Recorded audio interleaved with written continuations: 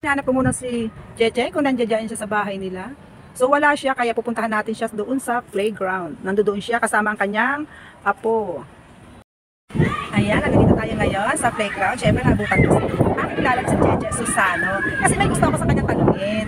Noong ko nag-isip na siya yung i-interviewin ko sa aking vlog. Alam niyo naman, nagko-content ako. Ang ano kasi sa kanya, may mabigat siyang obligasyon. Gusto ko marinig sa kanya kasi lagi ko siya nakikita, nakakasama ko rin siya.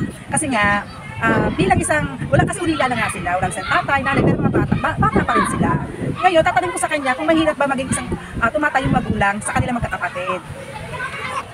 So ayan nga, i-interviewin ko siya na wala din akong kopyahan, wala din akong ideas itatanong ko sa kanya. Kaya lang, marami akong gusto itanong sa kanya kasi nga, wala na silang magulang, ulila na sila. So, hindi pa sila nag-aasawa kasi noon, nakikita ko na sila. 2004, dito na ako sa Las Marinas. Magkatabi lang kami halos, mga ilang hakbang lang din. So ngayon, dahil nga wala na silang mga magulang, at isang compound lang sila magkakapatid, itatanong ko sa kanya kung mahirap ba maging magulang. Itatanong sa Jeje. Itatanong ko sa iyo kung mahirap ba maging tumatayong magulang sa iyong mga kapatid? Sa tanong mo, sasagutin ka, syempre, mahirap kasi katulad naming mga ulila na 5 kami magkakapatid, pero may mga kanya-kanya na kaming pamilya. Pero sa isang compound, isang compound lang kaming magkakapatid, may mga kanya-kanyang pamilya, parang mahirap talaga isang tumayo ng pangalawang magulang sa aming magkakapatid. Bilang tumatayong magulang sa iyong mga kapatid, kapag nagkakaroon ba sila ng problema, lumalapit ba sila sa iyo? Sa aming magkakapatid, pag nagkakaroon talaga ng problema ang bawat sa aming kapatid, hindi pwedeng hindi ko malalaman at magsasabi talaga sila sa akin kung ano yung problema nila. Paano kung halimbawa, isa sa mga kapatid mo nangangailangan, katulad ng pinansyal, paano mo sila matutulungan? Sa akin naman kasi, kapag ako talaga meron, pag may lumapit ang aking kapatid, talagang hindi ko sila natatanggihan kasi alam ko namang meron ako, sinishare ko yung mga blessings na natatanggap ko, sinishare ko yun sa mga kapatid ko kasi need nila yun. Bilang isang nanay, mahirap ba maging nanay sa iyong mga anak? Actually, oo, naranas ko yung hirap. Lalo na yung mga paano na nag-aaral sila. Siyempre, sakripisyo ka talaga. Gagawin mo lahat para makapagtapos sila. Hanggang din dumarating na yung mga anak mo, dumarating sa puntong ayaw pumasok, ayaw mag-aral, nagkakating. Pero dumating sa punto na umiyak talaga ako. Pero naanuhan ko lahat yon para makapagtapos sila ngayon. Ngayon, may anak ang babae. May anak na siya. Paano ka maging lola sa iyong apo? Alam mo, sa tanong mo na yan, sasagutin ko talaga yan ng totoo. Actually, yung anak ko, anak kong babae is, naanakan siya.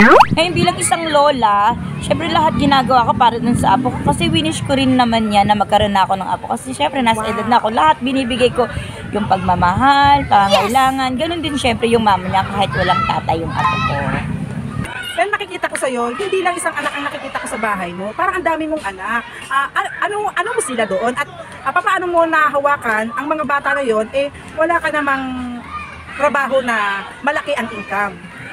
Sa akin kasi, sa nakikita mo sa bahay namin na marami kami, meron kasing mga tao na talagang pag napunta sa loob ng bahay ko, halimbawa, let's say na, meron kasing isang bata na nasa amin nakatira na wala ng nanay, wala ng tatay, so kinukup ko siya para pag-aralin siya.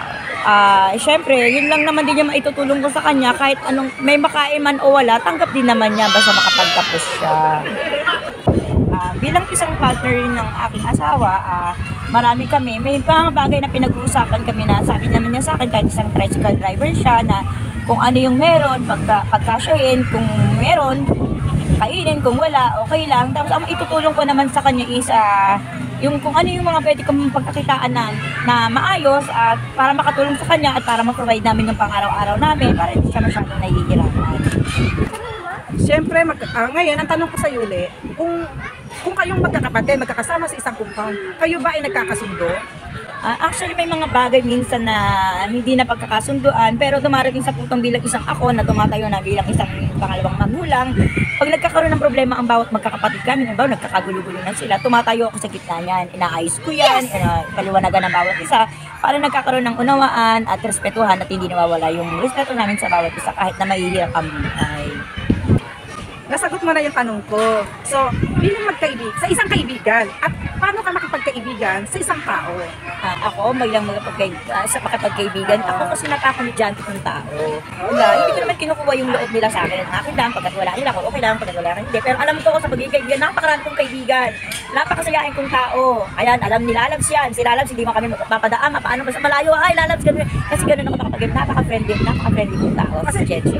Masarap kasi yung yung totoo ka Oo sa kapwa naman. mo. Ang hirap kasi makipasama. Totoo yan. Nararamdaman mong plastic. Totoo yan, Lalabs. Nararamdaman natin yun eh. Actually, dito nga pag may problema ako, talagang sinishare ko sa kanya. Siya yung talagang kasi hindi ako pwede mag-share ng kung panigan. Kasi pinipili ko lang din naman yung pag-share. Although marami akong kaibigan.